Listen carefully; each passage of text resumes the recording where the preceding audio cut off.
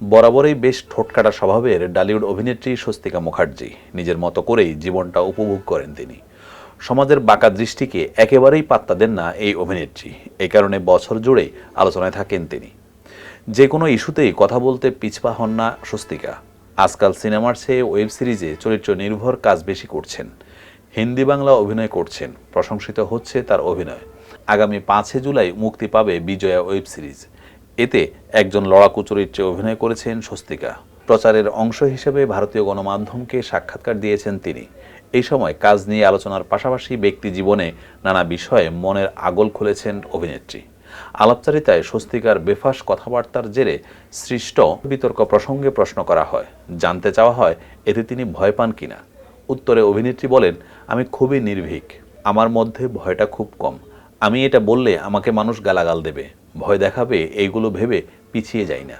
আর লোকে কি বলবে, লোকে আমাকে নিয়ে কি ভাববে, এইটা আমাকে একেবারেই বিচলিত করে না।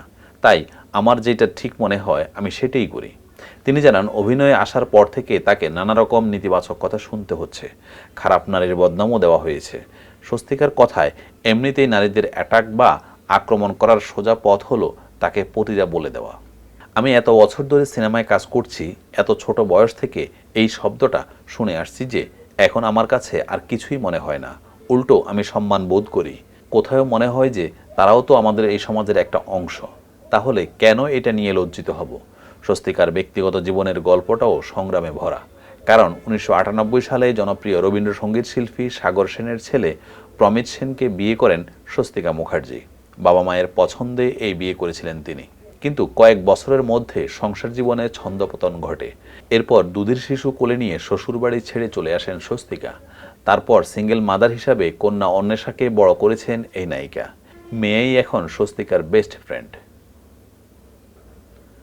3 বছর আগে স্ত্রী অবন্তীকে নিয়ে তোলা একটি ছবি নিয়ে বিদ্রূপের মুখে পড়েছেন সিয়াম। এবার সেই ছবি নিয়ে ডালিউড চিত্রনায়ক সিয়াম আহমেদ আবারও আলোচনায় এলেন। সম্প্রতি সাম্প্রদায়িক সম্প্রীতি ও উন্নয়ন শীর্ষক একটি সাইনবোর্ডের ছবি ঘুরছে সামাজিক যোগাযোগ মাধ্যমে। এই ছবি নিয়ে বিব্রত নায়ক নিজেই।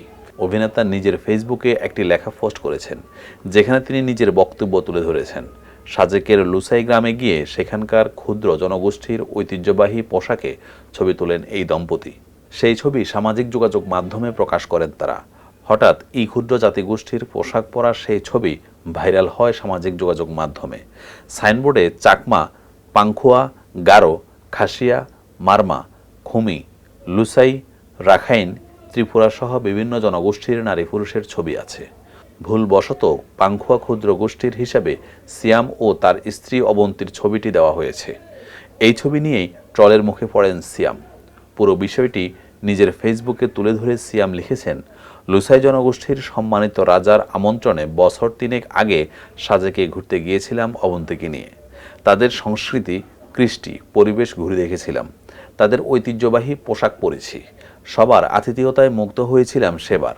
সিয়াম লিখেছেন, নিউজ ফিডে বেশ কিছু জায়গায় দেখলাম আমার আর অবন্তীর একটি ছবি সাইনবোর্ডে ব্যবহৃত হচ্ছে।